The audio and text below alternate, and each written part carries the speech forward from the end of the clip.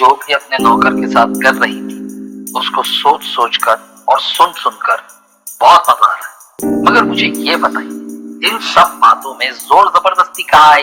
मुझे वो सुनना है।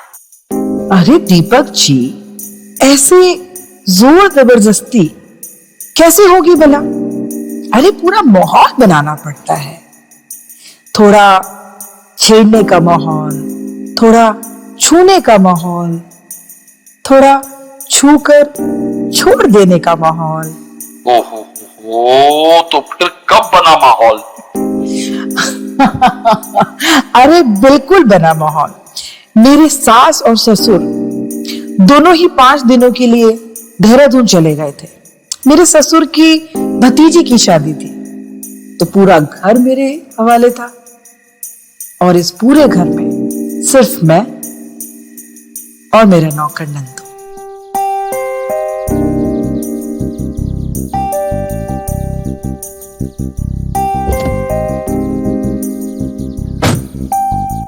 वाह, क्या खुशबू है कविता भाभी। कौन सा परफ्यूम लगाती हो? मैं परफ्यूम नहीं लगा। वाह, तो क्या अब मैं ये पट्टी खोल सकती हूँ? बिल्कुल नहीं। मेरे यहाँ से जाने के ठीक 5 मिनट बाद तुम ये पट्टी हटाओगी। ठीक 5 मिनट बाद। बताओ, तुम्हारा असली नाम क्या है? Sheela Mathur. What do you do? Nothing. बाप ने इतना पैसा छोड़ा है कि अगले 100 साल तक कुछ ना भी करूं तो ऐश की जिंदगी जी सकती हूँ, वो भी 5 बार। अगर मेरा बाप मेरे लिए तुम्हारे से आधा भी छोड़ गया होता तो शायद इस फ्रंट सीट पर मैं बैठी होती। हाँ, बहुत ही ज्यादा खुशी हो रही है आप सबको दोबारा देखकर।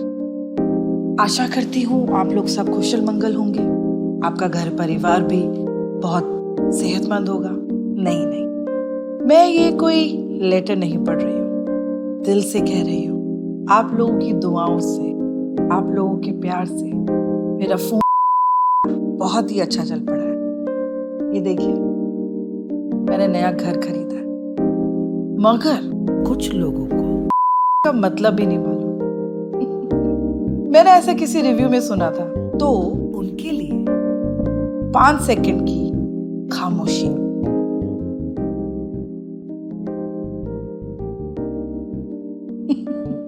मेरा गे पति बेचारा अब छुट्टी लेकर घर भी नहीं आता।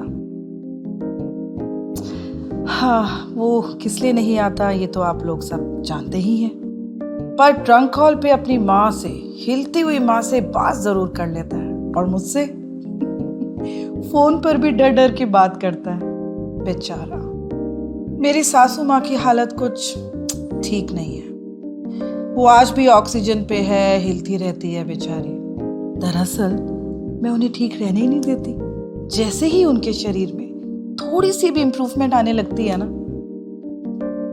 मैं अपने इसी घुटने से उनकी रीढ़ की हड्डी पर फिर से मार देती हूँ और वो वैसी की वैसी हो जाती है बेचारी। और ठीक है ना, अगर वो ठीक हो जाएंगी तो मेरे मैं कैसे करूंगी और आप सब लोगों से बात कैसे करूंगी?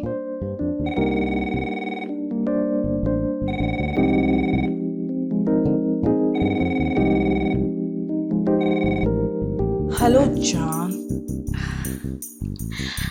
कविता भाभी, मैं बोल रही हूँ, मेनका।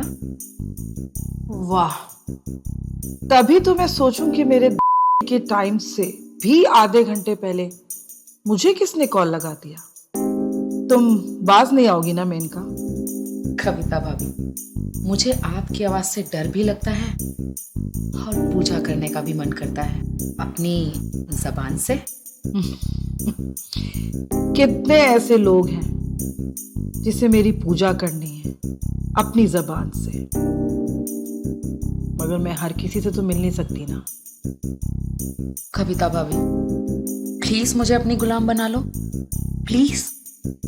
आई बेग ऑफ यू, मैं आपके घर के किसी कोने में पड़ी रहूंगी, आपकी गुलाम बनकर।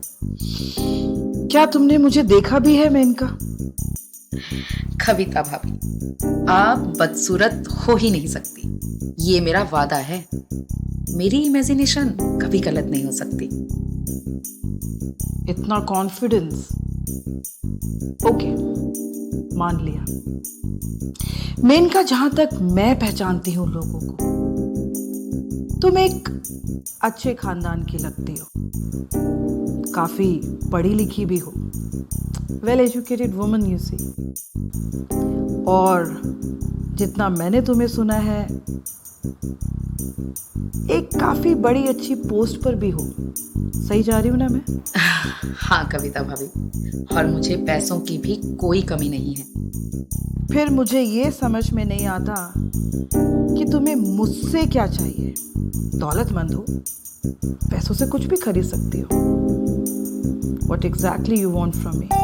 कविता भाभी, मैं आपकी गुलाम बनना चाहती हूँ और आपके साथ रहना चाहती हूँ। मैं लेस्बियन नहीं हूं मेनका। आई नो कविता भाभी। मैं तुमसे नहीं मिल सकती मेनका। मैं तुमसे तो क्या, किसी से भी नहीं मिल सकती। तुम मेरा वक्त बर्बाद कर रही हो मेनका।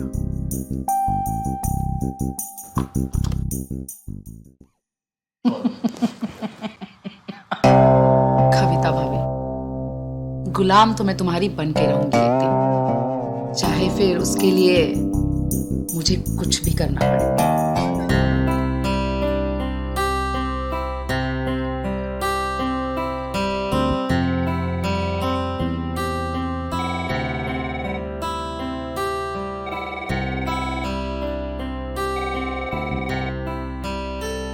कविता भाभी, मैंने अपने ऑफिस के दोस्त यारों से आपके बारे में बहुत सुना है कि आपके पास हर मर्ज की दवा है। मैं पहली बार आपको कॉल कर रहा हूँ। क्या मेरे मर्ज की दवा आपके पास है? डॉक्टर, वैद या हकीम नहीं, हाँ, आपके मनोरंजन की गारंटी लेती हूँ। अब उस मनोरंजन में अगर आपको कुछ सीखने को मिल जाता है तो आपकी किस्मत। चलिए बताइए, कौन बोल रहे हैं और कहाँ से? कविता भाभी, मेरा नाम सचिन है और मैं पुणे महाराष्ट्र का रहने वाला हूँ। मेरी प्रॉब्लम जरा अलग किस्म की है कविता भाभी। मैं दोबारा से दोहरा देती हूँ अपनी बात सचिन, मैं सिर्फ मनोरंजन करती हूँ, मगर अगर आप फिर भी कुछ शेयर करना चाहते हैं तो जरूर कीजिए। कविता भाभी, मेरी शादी अभी अभी कुछ 3 महीने पहले हुई है। My wife is working in the magazine as an editor. Wow, I am sure she must be one hot woman. जी कविता भाभी, शी इज हॉट, मगर एक दिक्कत है। मेरी सासू माँ, जो 50 साल के आसपास की है, वो मेरी बीवी से भी ज्यादा हॉट है। अरे वाह, ये तो होना ही था।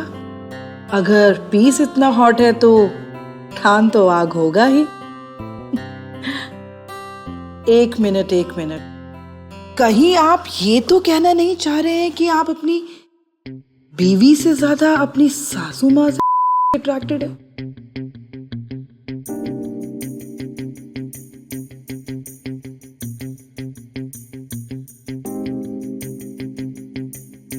क्या हुआ सचिन? All good? कविता भाभी, आप तो सचमुच में कामदेवी हैं। कैसे पहचान लिया आपने? अरे आगे बताइए सचिन जी, आगे बताइए।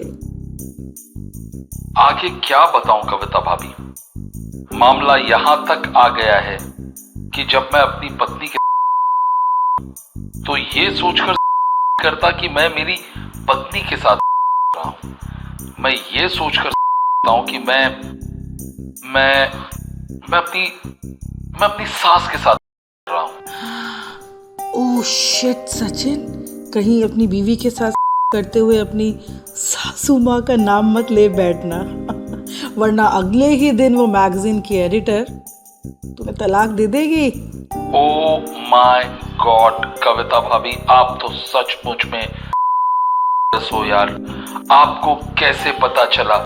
अभी गए हफ्ते की बात है, मेरे मुंह से सासू माँ वर्ड निकलते निकलते रह गया। Shit Sachin, now we are talking. चलो मुद्दे पर आते हैं। को जानवर बना देता है और जानवर किसी से भी आकर्षित हो सकता है। मैं ये तो नहीं कहूंगी कि ये अच्छी बात है, मगर जानवर को कैसे रोका जाए? उस जानवर को क्या चाहिए होता है? मेरे ससुर जी हो गए थे। ये उन दिनों की बात है जब उनके कारोबार में बहुत बड़ा घाटा हुआ था। ज्यादातर मेरे ससुर घर पर ही रहते थे और पूरा दिन मेरी सास उन्हें ताने मारती रहती थी। उस वक्त मेरी हिलती हुई सास ठीक ठाक थी। मेरी सासू माँ देहरादून गई हुई थी पूरे 4 दिनों के लिए। वहां पर उनकी बहन की तबीयत कुछ ज्यादा ही खराब थी, तो पूरे 4 दिनों तक मैं और मेरे ससुर घर में एकदम अकेले। तो मैंने सोचा क्यों ना 4 दिनों तक ससुर जी को गीला किया जाए और उनके साथ खेला जाए।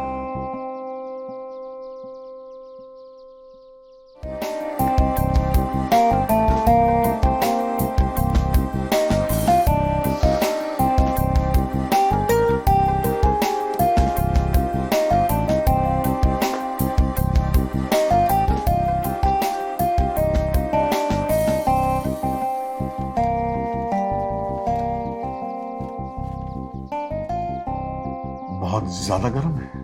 नहीं, पीने लायक तो है। अच्छा,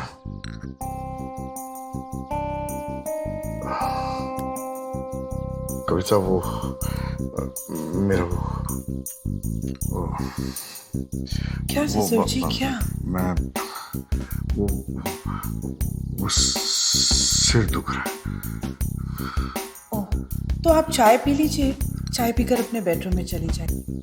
मैं वहां आके आपके सर की मसाज कर दूंगी। वो आप स्ट्रेस बहुत ज्यादा लेते हैं ना, इस वजह से शायद।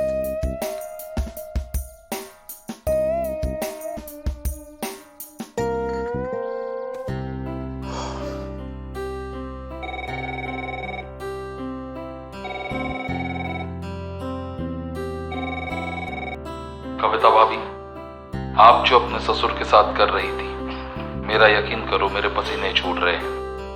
आप बस बताती जाइए। मेरे ऑफिस में मेरे फ्रेंड्स कहते हैं कि कविता भाभी से अगर बात करना हो तो एक 10 मिनट का कॉल काफी नहीं होता। मैंने पूरे 3 कॉल्स बुक किए हैं आपके लिए। 3 कॉल्स मतलब पूरे 30 मिनट। मेरा यकीन करो सचिन, अगर तुमने पूरे दिन के भी कॉल्स बुक किए होते ना, तो भी काफी नहीं होगा मेरी जान। मेरी बातें सुन सुनकर तुम्हारा वहां का घी खत्म हो जाएगा, मगर मेरी कहानियां खत्म नहीं होंगी। ये भूलना मत। जब मेरे ससुर जी को बिजनेस में वो बड़ा घाटा हुआ, तब उन्हें 2 बीमारियां एक साथ लग गई, डायबिटीज और blood pressure, high blood pressure. ऐसा कहा जाता है कि जिनको ये हाई ब्लड प्रेशर होता है उनको तड़पाना नहीं चाहिए।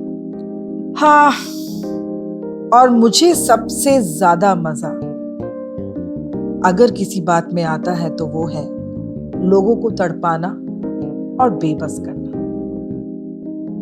मुझे अपनी हरकतों से अपने ससुर जी को बेबस भी करना था और तड़पाना भी था,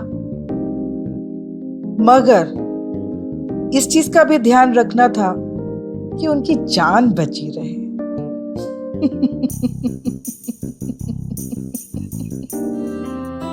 कविता भाभी, समझ में नहीं आता कि आपको गाली दूं या आपके चरणों को छूं।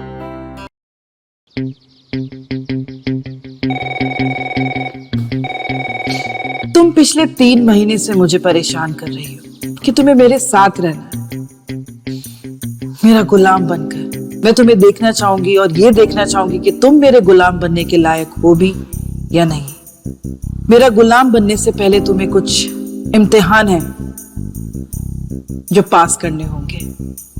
तुम्हारा पहला इम्तिहान। तुम्हें सेक्टर 35 के पार्किंग लॉट में आकर अपनी गाड़ी पार्क करनी होगी और उस गाड़ी में बैठना होगा।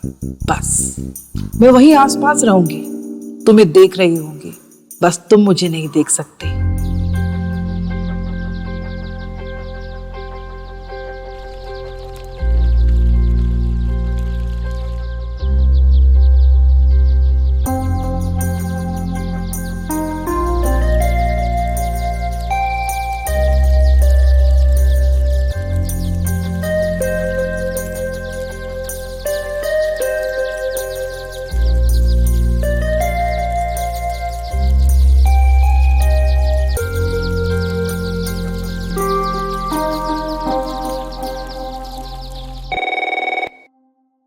हेलो जान, आप कैसे हैं कविता भाभी? मैं एकदम बढ़िया।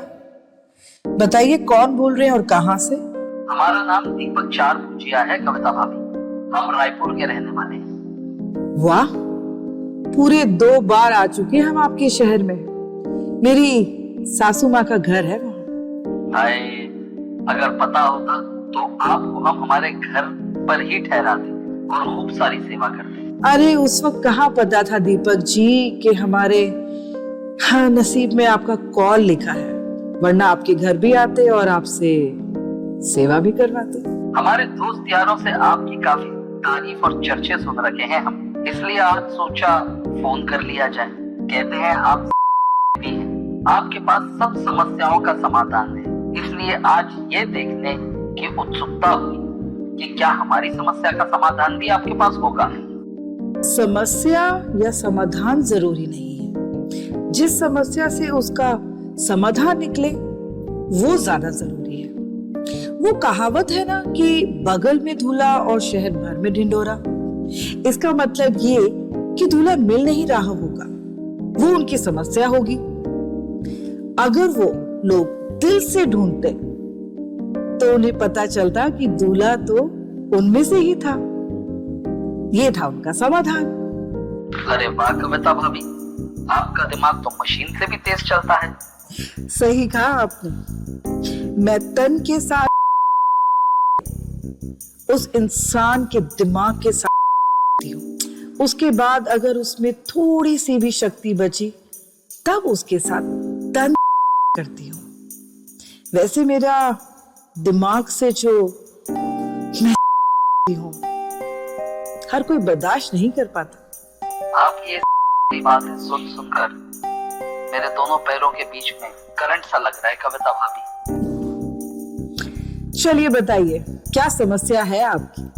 मेरी समस्या है जोर जबरदस्ती, चाहे तन से या दिमाग से। हे भगवान, क्या आप हैवान हैं? अरे नहीं कविता भाभी, मैं तो इंसान हूँ, मगर जोर जबरदस्ती मेरी समस्या है। मैं समझी नहीं दीपक जी, जरा विस्तार से समझाइए। ओह कविता भाभी, मैं शादीशुदा हूँ, अपनी लुगाई को बहुत प्यार करता हूँ, मगर जब उससे करना चाहता हूँ तब मेरे अंदर अचानक एक जानवर पैदा हो जाता है। मुझे उसके साथ जोर जबरदस्ती करने में मजा आता है। अगर मैं प्यार से उसकी कोशिश करूं तो मेरा नहीं होता। हाँ, मगर अगर मैं उसके जोर जबरदस्ती करने की सोचता हूं तब मुझे कुछ कुछ होता है। ओह, अब मैं समझी। आपने तो मुझे वो किस्सा याद दिला दिया दीपक जी, जब मैं शादी करके नई नई इस घर में आई थी। हाँ, बताओ बताओ बताओ, किस्सा बताओ। देखिए दीपक जी, वैसे तो कई मर्तबा मैं ये बातें लोगों को बता चुकी हूँ, आपको फिर से बता देती हूँ ताकि कंफ्यूजन ना हो। मैं शादी करके जब यहाँ आई थी इस घर में, मेरे ससुराल वाले और ये घर ठीक हालत में था। वो तो बाद में मेरे ससुर ने एक बहुत बड़ा कर्ज ले लिया था, जिसकी वजह से बिजनेस में बहुत बड़ा नुकसान हो गया, वगैरह वगैरह। शुरू के 4-5 महीने तो सब कुछ ठीक चला, बहुत अच्छे से थे हम लोग सब। शादी की पहली ही रात को मेरे पति ने मुझे ये बता दिया था कि वो और वो घर से दूर रहने लगा। ये बात भी सबको पता है। अब आते हैं जोर जबरदस्ती वाली बातों पर। मेरे घर में एक नौजवान नौकर था जिसे मेरी सासू माँ ने रखा था। गरीब घर का था, मगर था बड़ा कमीना, बहुत ही बड़ा कमीना। हमेशा मुझे गंदी नजरों से देखा करता था। अब मेरे पति से तो मुझे मिलने से रहा, तो मैंने सोचा कि इसी सुख ले लूं। तो मैं भी उसको पसंद करती थी।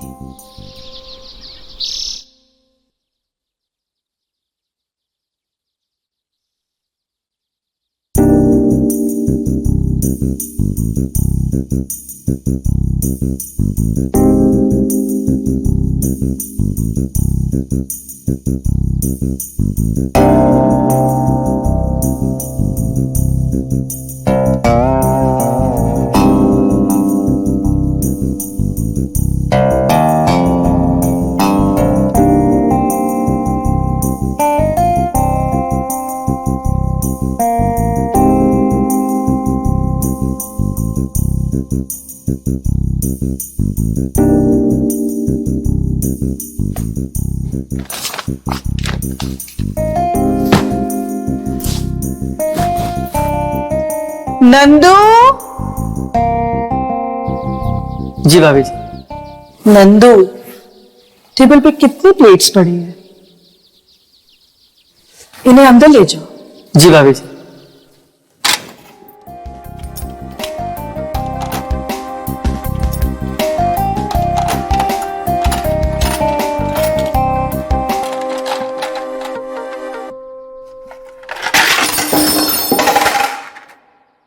अरे नंदू, क्या तोड़ दिया? कुछ नहीं मम्मा, प्लेट्स गिर गई है, बाकी सब ठीक है। ध्यान कहाँ रहता है तेरा नंदू? ये प्लेट्स अंदर लेके जा और अपना काम कर, और ध्यान रख थोड़ा।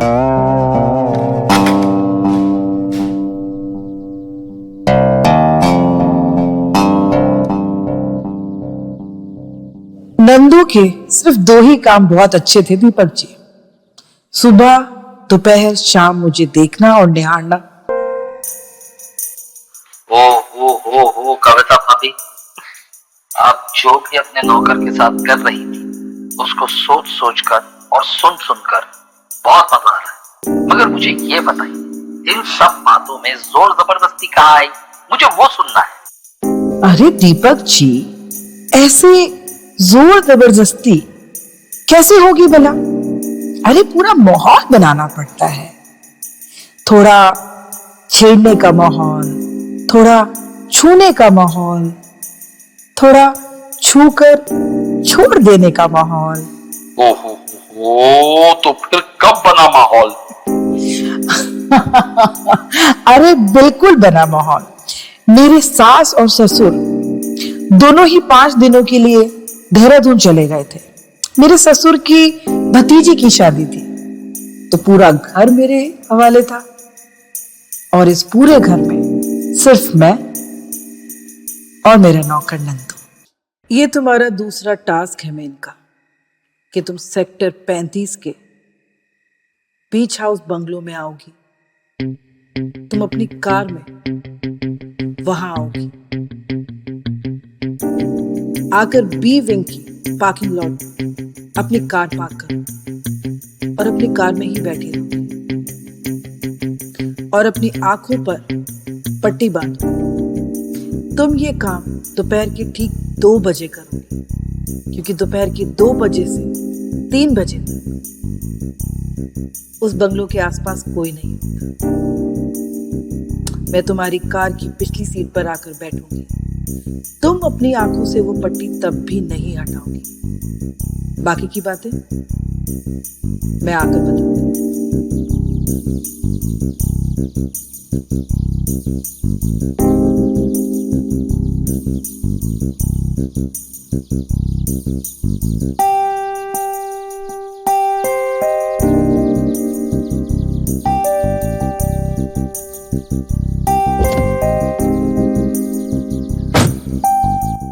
वाह, क्या खुशबू है कविता भाभी। कौन सा परफ्यूम लगाती हो? मैं परफ्यूम नहीं लगा। What? वाह, तो क्या अब मैं ये पट्टी खोल सकती हूँ? बिल्कुल नहीं। मेरे यहाँ से जाने के ठीक 5 मिनट बाद तुम ये पट्टी हटाओगी।